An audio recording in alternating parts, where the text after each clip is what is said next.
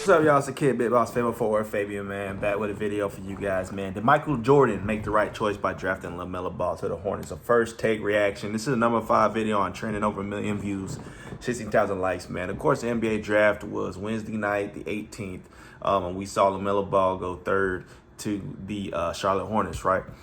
We know Jordan being the association with that, man. We all know that, man. So I guess I missed this little tidbit on what First Take had to say about this whole LaMelo Ball thing, man. So like, comment, subscribe, hit the notification bell. Follow me on Instagram and Twitter at @Fabian, man. It's the road to 10K, man. Subscribe to me, man. You in the right place. If you came across this video, you're in the right place, and now you got an awesome, excellent opportunity to subscribe to the kid, man. Kid BigBossFabo, man. Let's hop right into this video, man. I ain't even too big on basketball at the moment, especially since the bubble stuff, man.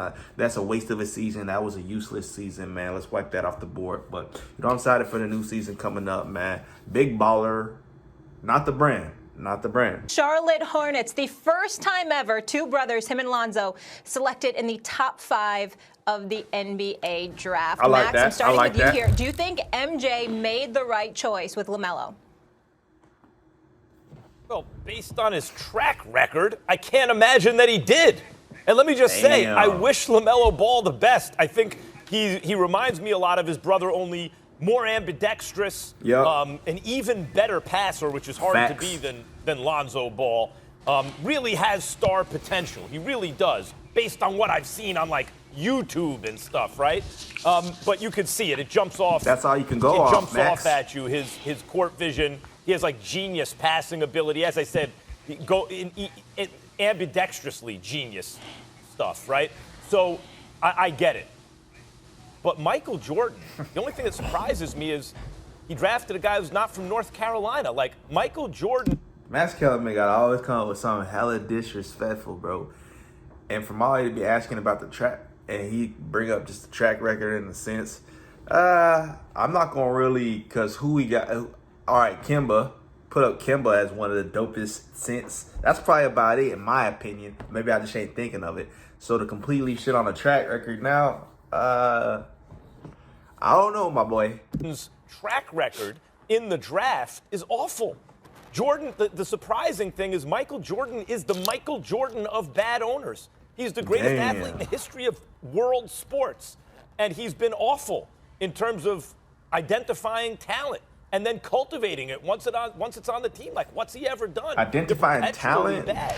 So I'm rooting for... To say that, you know, see, they got Kemba Walker, top 10 NBA draft picks. Kemba Walker, Cody Zeller, Kid Gilchrist, Kaminsky, So in terms of talent, that's cap. He knows how to point talent, but that doesn't mean the essence of a team is going to thrive. Because you tell me Kemba's not talented? Come on, bro. You going to tell me Kaminsky ain't talented? You going to tell me LaMelo Ball ain't talented? You cap. LaMelo Ball. I see where the potential is, although his shot, from what I've seen, looks broken like his brother's. And he's not a defender. And he is not the most explosive athlete. So that's a lot of stuff to be worried about right away. And it's probably the reason, the things I just mentioned, he didn't go first, because there's some stuff that jumps out at you. The biggest damning thing about LaMelo is that Jordan is the guy who took him as high as he did. He's been 0 for a billion, basically, as owner of the team. Damn. For me, listen, I like the pick. I know that during COVID, obviously, you're not anticipating having fans in attendance, but let's face reality.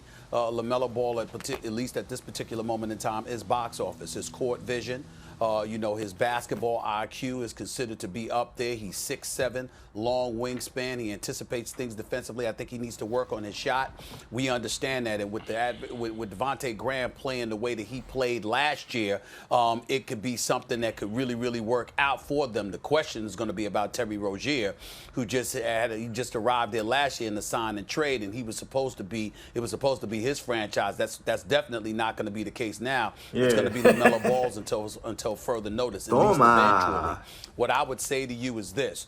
There's nowhere to go but up. We know over the last 17, 18 years or so, the Charlotte Hornets have only made the playoffs 3 times. They've never been out of the first round. We understand what the situation is. Mitch Kupchak is now your GM, your guy making the basketball decisions. We know what his experience entails. So we'll see how that pans out. But in the end, if you're in Charlotte, you definitely needed some kind of box office attraction.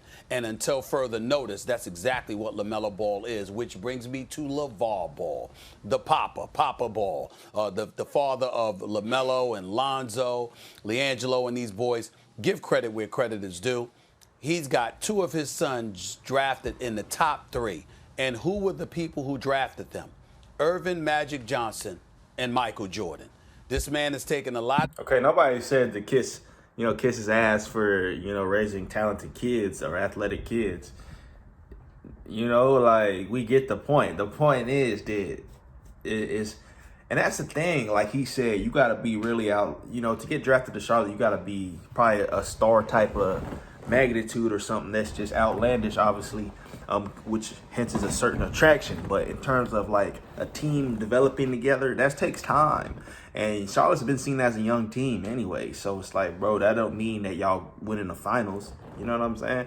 But now Stephen A wants to get on his knees a little bit for LaVar. The hits over the years, but let's call it what it is. Clearly loves his kids and clearly did a great job of marketing who they are and what they potentially bring to the table, because 2 of the greatest players that have ever played the game of basketball are responsible as franchises for overseeing the draft picks of 2 of his sons, both in the top 3. Lonzo number 2, LaMelo number 3. So I definitely think you got to give LaVar Ball some chops, even though he doesn't want that one-on-one matchup he proclaimed the one against Michael Jordan. Michael Jordan will still give it to him. We'll see.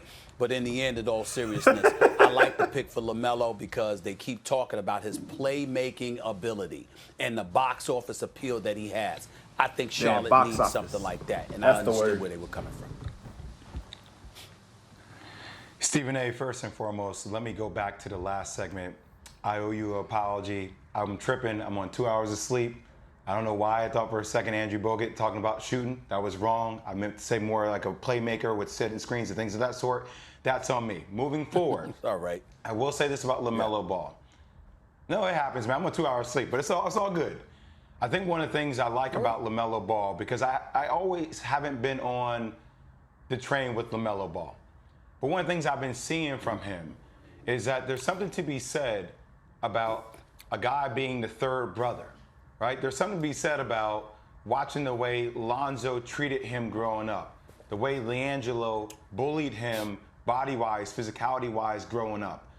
And I would say that the style in which he plays, there is no better playmaker in the draft than LaMelo Ball. Being 6'7", the things he could do with the ball, I think, are outstanding. Now, there's a lot that comes along with that, but as Stephen A. alluded to, like, you have to put fans in the seats. At this juncture, I mean, he has 600,000 more IG followers than Zion Williamson. That's not the reason you draft him, but there's a lot that comes along with the high ceiling of the potential of LaMelo Ball. And look, Terry Rozier, you talked about him. That was Devontae Graham's team last year. You felt that. You saw that. So now you add playmaking ability to that. I felt like that was the right move for Michael Jordan. I felt like that was the right move for LaMelo Ball. And granted, it's a smaller market team, but I think LaMelo Ball is going to shine. I still think he is probably the best pro prospect there was in this draft. Hey, Max, before you chime back in here, Jay, let me give you. Hold on, Max. I'm going to give it to you. I just wanted to let Jay know, if as somebody who's very, very experienced with getting 2 hours sleep, English breakfast tea with some honey and some milk works wonders. Just want to let you know that. Stephen A. hilarious, bro. Hey, I think everything Williams said at the end, man, I wholly agree with everything he said, bro. But give it time, give it potential, and everything is a little time for him to develop in that market, Bro, LaMelo gonna be cold, bro. Watch. He gonna be better than Lonzo. He just need to get more physicality. Like, once he gets more muscle, more weight to him, and he's more explosive, dude gonna be a problem, bro. And he get a good jumper, do the problem. So yeah, man, there you have, man. What y'all think in the comment section below? Let's talk about it, man. Subscribe to the channel, man. Like, comment, subscribe, hit the notification bell. Follow me on Instagram and Twitter, @FortWorthFabian. It's the road to 10K subs, man. Got more content on the way for y'all. Just stay in tune, man. Peace out, y'all. Take it easy.